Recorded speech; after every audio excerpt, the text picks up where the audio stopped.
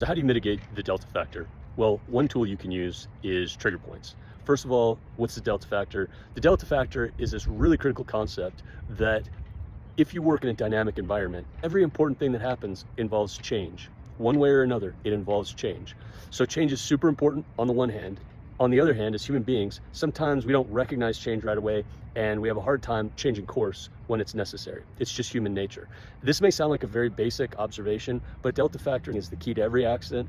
It's the key to every close call, and it's the key to every success. One of the ways that you can mitigate the delta factor is through trigger points. Wildland firefighters, they know that when you're fighting a fire and things start changing, the last thing that you feel like doing, the last thing that feels natural to do is to take a step back, reassess what's going on, figure out a different move, change your course, That's not the natural thing to do. That's why firefighters use trigger points. Before you have an issue, you figure out, number one, what's the key thing that I'm looking for? That when I see that thing, it's gonna trigger me to take an action. So you don't wait to figure it out in the moment, you figure it out ahead of time. Why? Because it's hard to figure things out in the moment, especially when things are changing. That's the first thing, is you figure out what's my trigger? What's the thing that I don't have to think about it, I don't have to figure it out. When I see this, that's gonna trigger a change. You also figure out what's the key action that I'm gonna take when we cross that trigger point. What's the key action that's gonna be triggered? It might be we get out of here. It might be we take a step back and reassess. It might be something else.